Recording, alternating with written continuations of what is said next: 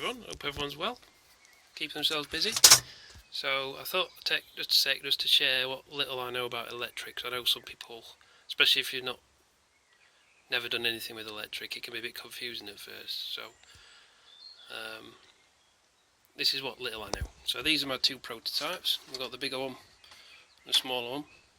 If you're interested in building something like this, personally, unless you're really intent on applying something in your garden, I go for the bigger one because it's just going to give you an experience that's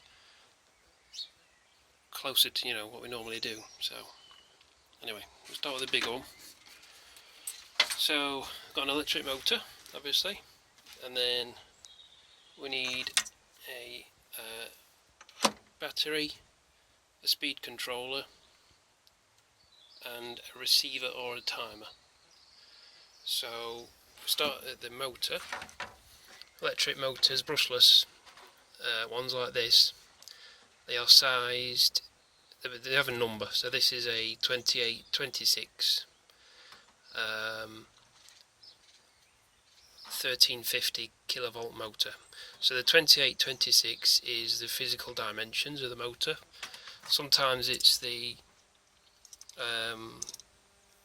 dimensions of the actual case, which it is in this case. So that's the width. 28 is the width, and then we've got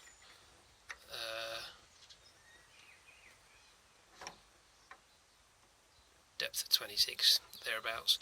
Some motors, it's the numbers represent the dimensions of the I forget what they're called, rotors or stators, whatever they are inside the motor. But they, gives you a good indication of the size of the motor. And then the kilovolt value, which in this case is 1350, is how many RPM the motor is capable of at 100% efficiency per volt. So if I ran this on this is a 14.8 volt battery, so 14.8 times 1350, get 20,000 RPM at 100% efficiency, in theory. Generally, I think in reality you get anywhere between 70 and 90%. So that's the motor, and then from the rotor you've got three bullet connectors. They go to the speed controller. Just for my prototyping, I've got the speed controller taped to the battery. You wouldn't want to do this, but this is only in short flights, and it's just for prototyping. It doesn't get hot, so I'm happy with it as it is on here. If I was going to do something a bit more permanent, you'd come up with a nice layout where the speed controller is going to get some air, and maybe the battery as well, to be honest. So you've got the speed controller, so that goes to the motor, and then you have the connection between the speed controller and the battery, and then you have a little multi-plug for your receiver or your timer. And this one is a 1000 milliamp hour 4S battery, which means it's 14.8 volts. That's a good setup. That'd be good fun for a park or a field, just when you want to do it quietly. So that's the original one, the larger one.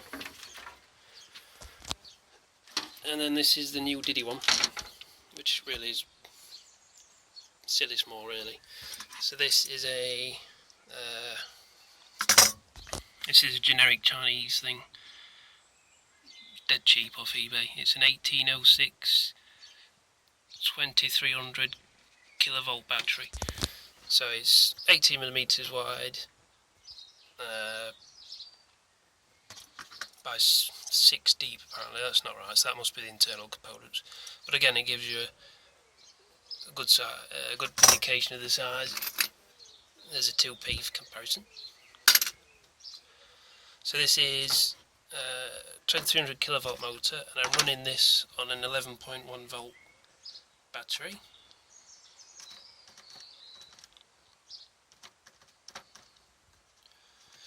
So in theory, I missed a one off.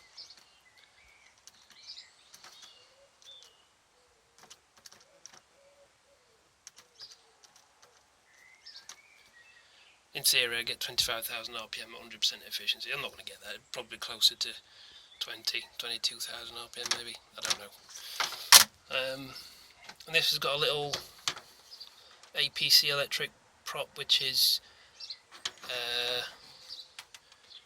6x4 cut down to 5 inches. So that's the battery for this one, with the speed controller on the back. This is I think it's a 12 amp speed controller. There's the receiver. The receiver's got a bit of velcro on the back. It just goes in that little compartment there. Then the battery in the larger section, and a couple of cable ties to keep it all secure. And then, so in this case I'm using a receiver, which means I've got a transmitter. That's my cheap trigger transmitter intended for cars. I've had it for years. It's just a cheap thing. I think it was 20 or 30 quid. It's got a bit of bungee on just to, so it always returns to 0 throttle. Works quite well. I just carry this in my left hand. I've seen some people attach lines to these, and you know, if that's what you're going to do, fair enough, but in my experience, you just end up with a really cumbersome handle that's got no feel if you do that. So I prefer to just carry this in my left hand. And of course you could replace the receiver with a timer, and I've got one of those and they work well, but you only really want to use a timer on a model that you've got set up well and that you're confident in. So these are great for testing and just playing around with throttle and stuff. So that's what little I know. Let's go and try it.